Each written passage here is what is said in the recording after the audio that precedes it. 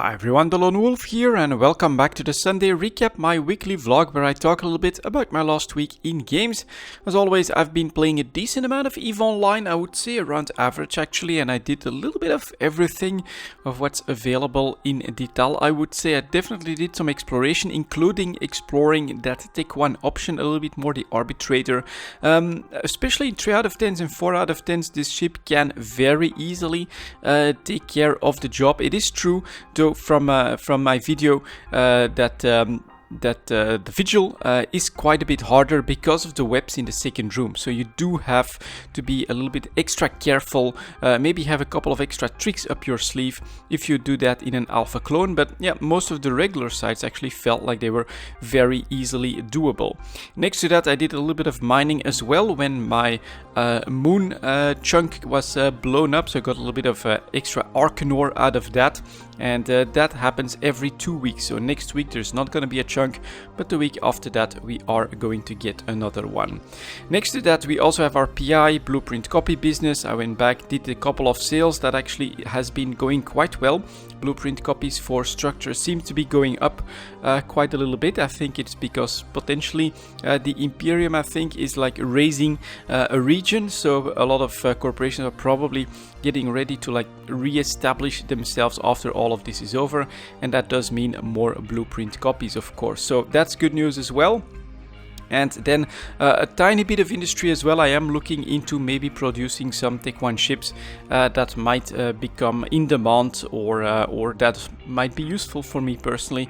We will see how that works out as well. But yeah, I would say that I've had a pretty good week when it comes to EVE Online. There's also been an invasion that has dropped just a couple of jumps out. Tried to go and take a look to see the world arc, but hadn't spawned at that point just yet. I did do a little bit of experimentation in there, so it looks pretty interesting, but I must also say it is very much group content at this point. Phase 1, when it comes to the patrols, that really felt like you could still eke out a living there solo as an Omega in something like a good battleship with a very good tank.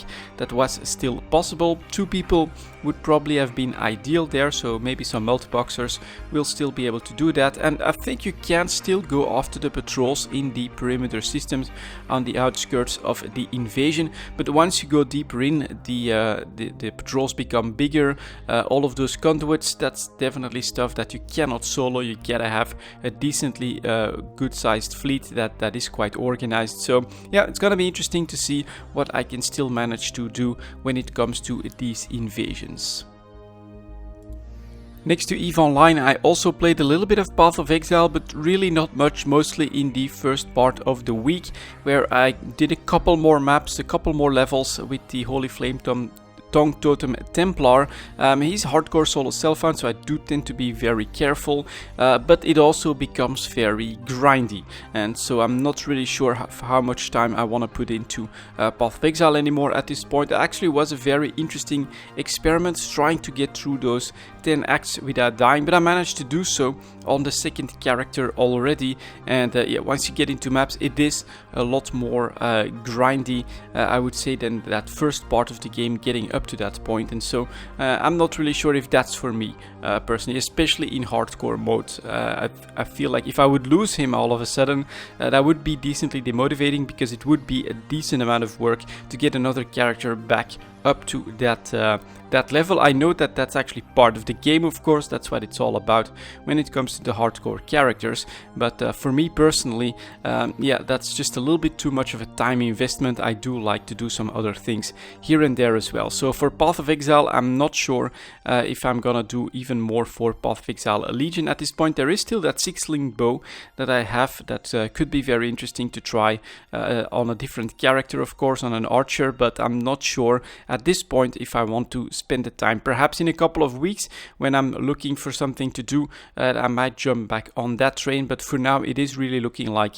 I want something else next to my EVE Online time.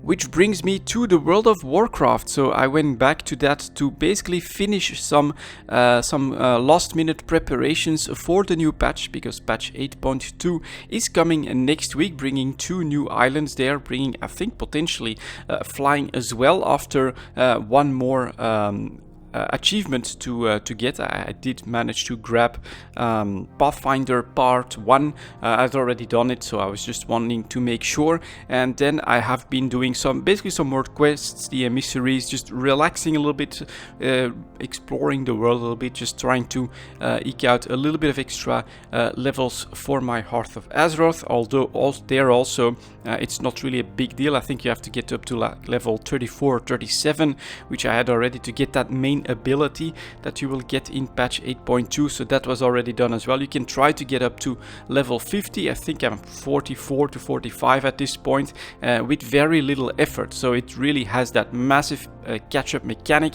And so that's really been just, you know, a half an hour here, maybe an hour there, a little bit of World of Warcraft just to get back into the swing of things and be ready for patch 8.2. When that one comes out, I will take a look at it, but I am at this point not planning to go super hardcore on that either. I'm definitely not planning to like really push myself to try and gear my character with everything that's available in 8.2, try to like do raids or anything like that. That is definitely not on the books. What might happen is a little bit of PvP gear here and there, but honestly I'm not sure if I want to grind out the conquest cap at this point. That is really the problem with the World of Warcraft at this point. It all feels completely pointless, because you know that a couple of months later there is going to be a new patch in 8.3 that is basically going to negate all of that effort. And so I really feel like just, you know, doing what you enjoy, and for me it's really not that much in the World of Warcraft, I have to be honest, and just keeping up a little bit with what's happening. That's gonna be my goal there, taking a look at patch 8.2 and probably trying to get some better gear out of the world quests or something like that. I think it's not gonna be more than that, but perhaps there is cool content there that interests me more, but we will see, of course, when it comes to the World of Warcraft. I am personally also looking forward to Classic a little bit, maybe not super much. Some people are really excited about that, but I still sort of remember how grindy it was as well. On the other hand, well, it's the exact opposite of the problem that I have with current World of Warcraft. At least getting to max level in Classic is an achievement. It feels like you've really done something, and then earning gear there is also an achievement that makes you stand out from the other players. So yeah, the World of Warcraft, I think it's in a difficult position at the moment, because it wants to pander to the casual players, but it is really destroying all the incentives to keep going, in my opinion. In the current retail version of the World of Warcraft, and then they're seeing all the success of Classic, but I think that just like me, there's still that little bit of hesitation whether or not this is really going to be a success, because is such a grindy experience really what players want in this day and age when they have all these other alternatives? I personally am thinking about like Destiny 2 that's coming to Steam, that's becoming free to play, that's going to add all of that content. It's super easy to get into that and to get basically a WoW retail like experience there, and how will people decide to spend their time? It's very difficult to say at this point, so we will have to wait and see, of course, how the World of Warcraft evolves at this point. And that was my last week in games, guys. Thank you very much for watching, and I'll see you all next time.